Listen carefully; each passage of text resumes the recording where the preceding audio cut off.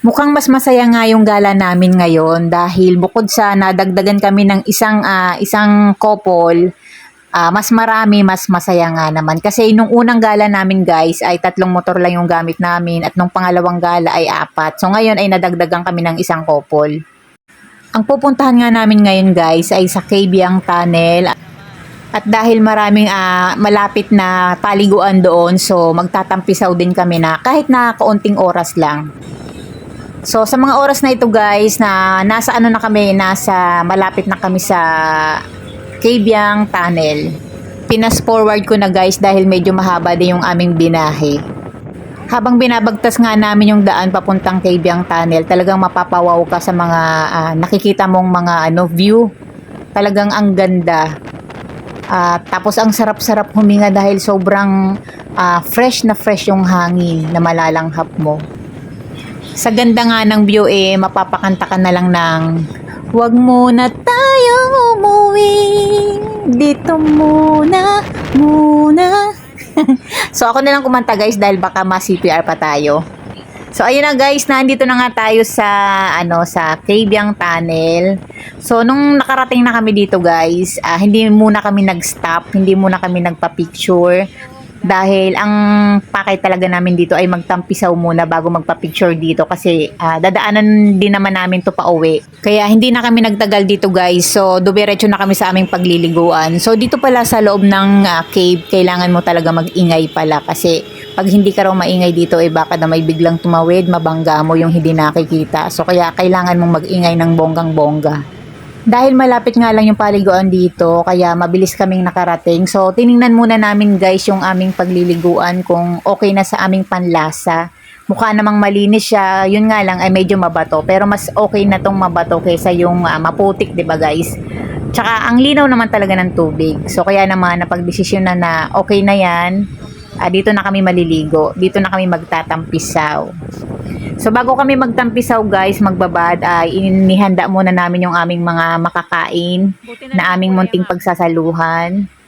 Kaunti nga lang yung aming mga baon guys dahil hindi naman kami magtatagal tapos giilan lang naman kami. So kaya yan lang yung aming pagsasaluhan. At mabuti na lang at may ihawan kaya nakapag-ihaw kami ng isdang bangos. So ayan lang yung aming munting pagkain. So after nga naming kumain, so ayan, magsisimula na kaming magtampisaw, magbabad at magpakasaya.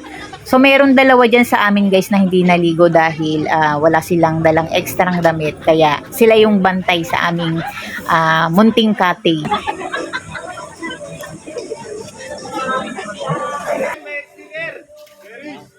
Ang mahal ng cottage na yan Ang entrance pala dyan guys ay 30 pesos lang. Wow! Bali, tigwa 100 lang kada ulo yung aming binayaran dyan. So, 10 kami, so 1,000. Kasama na yung cutting. So, ayan, nagsimula nang magbabad ang mga 40s and 50s team. Sabi ni Kuya Danny. At dahil medyo mabato nga dyan guys, sabi ko nga nakakita ako ng mga maliliit na bato. Sabi ko sa aking partner kuhanan ako ng bato at ilalagay ko sa aking mga halaman, i-display ko. Tapos kumuha na rin kami ng panghilod kasi may mga batong mga panghilod dyan. Tapos bato na pwedeng ipangkiskis sa mga uling na kaldero. So ayan guys, kumuha na rin kami. So ayan, nakikita nyo dyan guys, namumulot kami ng mga maliliit na bato. Sabi ko nga sa partner ko, kuhanin na yung pinakamalaking bato. Sabi nga niya, okay lang, basta ako iiwan niya rito at idadalhin niya raw yung malaking bato. So, yun guys, talagang nag-enjoy kami dyan sa ng alon, pagpapahampas ng alon sa likod. Ayan, yung iba dyan sa amin nagkaroon ng sugat.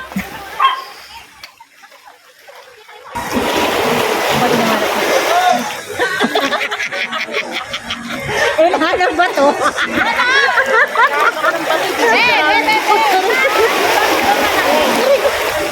Naghahanap siya ng bato.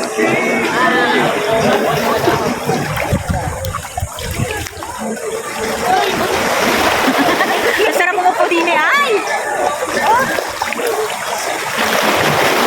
Kakaunti nga lang yung aming video dyan, gawa ng sobrang yung alon pabigla-biglang lumalakas. So baka kasi yung aking cellphone lumubog. So wala pa tayong pambiling ekstrang cellphone. Natawa. Nakita ka! Hindi ako natawa, hindi ako tawa. Kita. Ayaw na masumi, no?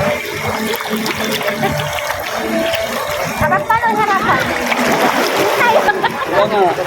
Napunta rin tubig pala dito eh. Sakto nagtipon-tipon na kayo. Dapat ako, puro pa rin doon. No. Gawa ka ng bato, lagay ka sa halaman ni tatay. Yan?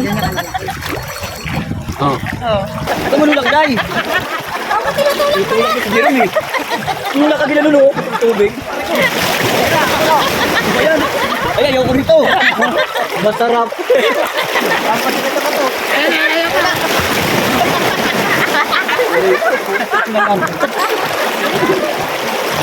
Nagagalit yung ano eh.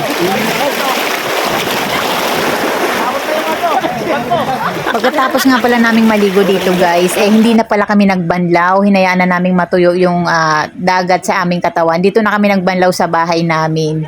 Dahil mainom naman sa katawan yung tubig dagat. So kaya naman, hindi na kami nagbanlaw.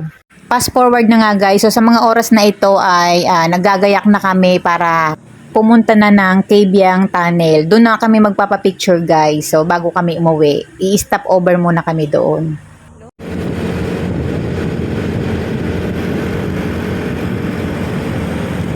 Ilang minuto nga lang galing sa pinagliguan namin ay narating na namin yung Cabiang Tunnel. So dito guys, hindi ka mamroblema kung sino yung kukuha sa inyo dahil meron nagbo-volunteer. Yung mga nagtitinda doon sa gilid-gilid, so kukuhanan ka nila basta't bibili ka sa paninda nila.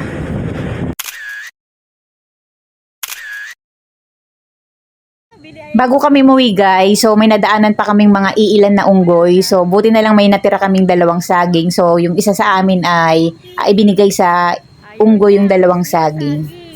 Marami pa yan sila, mga nasa taas ng puno, yung mga maliliit na unggoy. So hindi ko na naispatan ng camera. So hanggang dito na lang guys ang aming pangatlong gala. Talaga namang ang saya namin. So salamat sa panonood guys at sa suporta nyo. Salamat. God bless sa inyong lahat. Hanggang sa susunod na aming gala.